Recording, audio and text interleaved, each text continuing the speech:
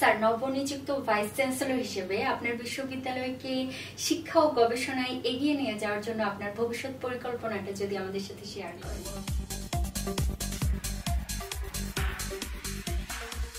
প্রিয় দর্শক, আসসালামু আলাইকুম।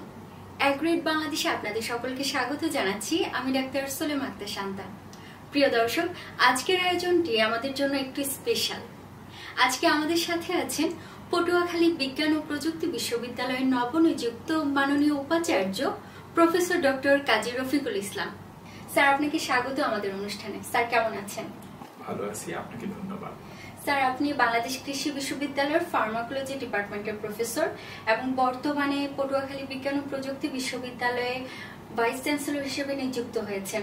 স্যার, আপনাকে অভিনন্দন। ধন্যবাদ। স্যার, শুরুতে যদি আপনার অনুভূতিটা আমাদের সাথে শেয়ার করতেন।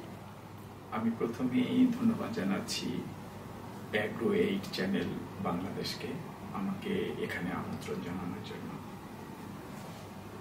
আমি সর্বপ্রথম কৃতজ্ঞতা প্রকাশ করতেছি মহান রব্বুল আলামিনের কাছে, যিনি আজকে আমাকে এই অবস্থায় নিয়ে আসছেন।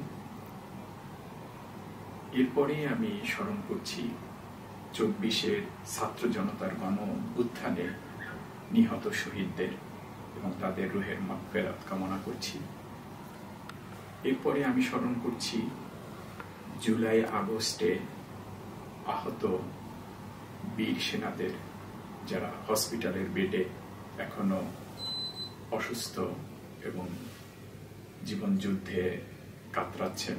কেউ পঙ্গুত্ব বরণ করেছেন, কেউ তাদের চোখ হারাচ্ছেন। তাদের প্রতি আমার সহমর্মিতা।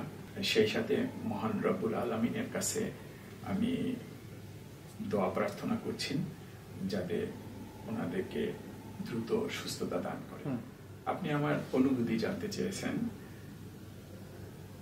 মূলত বিশ্ববিদ্যালয়ে একজন লেকচারার হিসেবে, অর্থাৎ একজন শিক্ষক হিসেবে জয়েন করার পরই একজন ভালো শিক্ষক যিনি শিক্ষা এবং গবেষণার মান উন্নয়নে কাজ করছেন, তাদের সবারই একটা ইচ্ছা থাকে বিশ্ববিদ্যালয়ের ভাইস চ্যান্সেলর হওয়ার।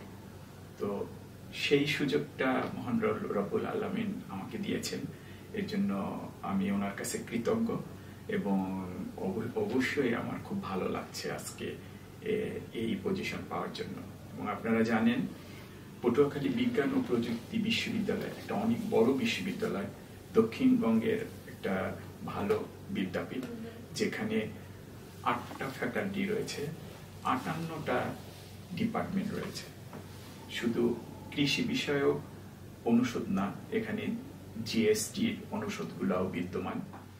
স্যার, নবনিযুক্ত ভাইস চ্যান্সেলর হিসেবে আপনার বিশ্ববিদ্যালয়কে শিক্ষা ও গবেষণায় এগিয়ে নিয়ে যাওয়ার জন্য আপনার ভবিষ্যৎ পরিকল্পনাটা যদি আমাদের সাথে শেয়ার করেন। ধন্যবাদ আপনার প্রশ্নের জন্য। পটুয়াখালী বিজ্ঞান ও প্রযুক্তি বিশ্ববিদ্যালয়কে সামনের দিকে এগিয়ে নিয়ে যাওয়ার জন্য আমার কিছু শর্ট টার্ম এবং লং টার্ম ভিশন আছে। এর মধ্যে সবচেয়ে গুরুত্বপূর্ণ যে বিষয়টি হলো, আপনারা জানেন কোভিড-19 এবং 24-এর ছাত্র জনতার গণ অভ্যুত্থানের কারণে শিক্ষা কার্যক্রম কিছুটা ব্যাহত হয়েছে। সেশন জ্যাম কমানোর জন্য এবং শিক্ষা কার্যক্রমটাকে এগিয়ে নিয়ে যাওয়ার স্বার্থে আমরা অতিরিক্ত ক্লাস এবং পরীক্ষা নেওয়ার উদ্যোগ গ্রহণ করেছি।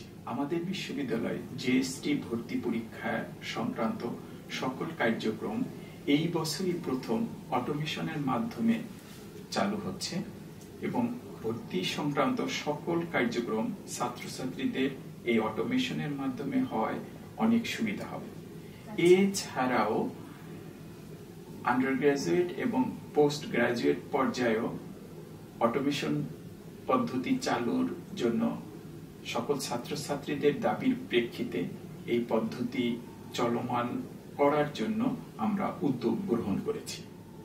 বিশ্ববিদ্যালয়ে সুষ্ঠু শিক্ষার পরিবেশ বজায় রাখার স্বার্থে ক্যাম্পাসকে মাদকমুক্ত এবং বহিরাগতদের চলাচল নিয়ন্ত্রণের জন্য উদ্যোগ গ্রহণ করা হয়েছে। এ ব্যাপারে বিশ্ববিদ্যালয় প্রশাসন এবং এলাকাবাসীর সহযোগিতা কামনা করছি আপনার এই অনুষ্ঠানের মাধ্যমে। বিশ্ববিদ্যালয়ের সৌন্দর্য বর্ধনের জন্য আমরা পরিষ্কার পরিচ্ছন্নতা অভিযান চালিয়েছি এবং এই অভিযান বছর জুড়ে চলমান থাকবে। পটুয়াখালী বিজ্ঞান ও প্রযুক্তি বিশ্ববিদ্যালয়ে বর্তমানে 8টি ফ্যাকাল্টি এবং 58টি বিভাগ চলমান রয়েছে। আপনি জেনে খুশি হবেন, এছাড়াও বিশ্ববিদ্যালয়ের পরিসর বাড়ানোর জন্য আমরা এগ্রি ইঞ্জিনিয়ারিং ফ্যাকাল্টি এবং ওশেনোগ্রাফি অ্যান্ড মেরিন সায়েন্স বিষয়ে 2টি ডিগ্রি প্রদানের লক্ষ্যে আমরা কাজ করে যাচ্ছি এবং অচিরেই আমরা সফলতা অর্জন করতে পারবো বলে আমার বিশ্বাস। পটুয়াখালী বিজ্ঞান ও প্রযুক্তি বিশ্ববিদ্যালয় থেকে দেশের সাথে পোস্ট গ্রাজুয়েট স্টুডেন্ট অর্থাৎ এমএস এবং পিএইচডি স্টুডেন্টদেরকে দক্ষ জনবল হিসাবে গড়ে তোলার স্বার্থে পোস্ট গ্রাজুয়েট ট্রেনিং সেন্টার এর কার্যক্রম এবং স্থাপন প্রক্রিয়া চলমান রয়েছে। আপনি জানেন, বাংলাদেশ কৃষি বিশ্ববিদ্যালয়ে বাউরিস নামে একটি প্রতিষ্ঠান রয়েছে, যেখান থেকে বিশ্ববিদ্যালয়ের শিক্ষকদের গবেষণা কার্যক্রম পরিচালিত হয়। তেমনি আমাদের বিশ্ববিদ্যালয়ে একটি প্রতিষ্ঠান রয়েছে যার মাধ্যমে গবেষণা কার্যক্রম পরিচালিত হয়। এই প্রতিষ্ঠানটিকে আরো উন্নত করার জন্য এবং সকল শিক্ষকদের গবেষণায় আগ্রহী করার জন্য আমরা অর্থায়নের ব্যবস্থা গ্রহণ করব। আমাদের বিশ্ববিদ্যালয়ের গবেষণার মান উন্নয়নের জন্য পৃথিবীর বিভিন্ন দেশের বিশ্ববিদ্যালয়ের সাথে এমওইউ রয়েছে। স্যার, বাংলাদেশেও তো অনেক গবেষণা প্রতিষ্ঠান রয়েছে, ওই প্রতিষ্ঠানগুলোর সাথে কি আপনারা কোলাবোরেটলি কোনো কাজ করতে চাচ্ছেন কিনা? হ্যাঁ, আপনি ঠিকই বলেছেন।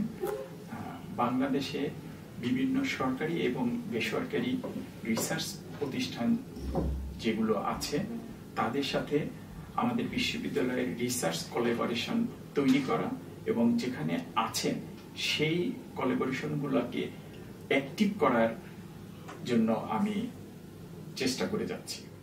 এছাড়াও বাংলাদেশে অবস্থিত সরকারি এবং বেসরকারি গবেষণা প্রতিষ্ঠানগুলোর সাথে আমরা রিসার্চ কোলাবোরেশন করার জন্য উদ্যোগ গ্রহণ করেছি। বাংলাদেশে অবস্থিত নার্সভুক্ত প্রতিষ্ঠান যেমন বিডি, বাড়ি, এই সকল গবেষণা প্রতিষ্ঠানের সাথেও রিসার্চ কোলাবোরেশন করার জন্য আমরা অচিরেই উদ্যোগ গ্রহণ করব। আপনি জেনে খুশি হবেন, ইতিমধ্যেই ছাত্রছাত্রীদের মেধা বিকাশ, শিক্ষকদের গবেষণায় আগ্রহী করে গড়ে তোলা এবং কর্মকর্তা কর্মচারীদের কর্মস্পৃহা বাড়ানোর জন্য তাদেরকে পুরস্কৃত করার জন্য উদ্যোগ গ্রহণ করেছি। আমি আমার মেধা এবং প্রজ্ঞা দিয়ে পটুয়াখালী বিজ্ঞান ও প্রযুক্তি বিশ্ববিদ্যালয়কে ওয়ার্ল্ড র্যাঙ্কিং এ নিয়ে যাওয়ার জন্য চেষ্টা চালিয়ে যাব। স্যার, আমরা আশা করছি যে আপনার হাত ধরে পটুয়াখালী বিজ্ঞান ও প্রযুক্তি বিশ্ববিদ্যালয় একদিন একটি বিশ্বমানের বিশ্ববিদ্যালয় হিসেবে প্রতিষ্ঠিত হবে। আমরা আপনার সুস্বাস্থ্য ও মঙ্গল কামনা করছি। স্যার, আপনি আমাদের সাথে আপনার মূল্যবান সময় দিয়েছেন, সেজন্য আপনাকে অনেক ধন্যবাদ। আপনাকে ধন্যবাদ, সাথে সাথে অ্যাগ্রো এইড চ্যানেলকেও ধন্যবাদ জানাচ্ছি আমাকে এখানে আমন্ত্রণ জানানোর জন্য।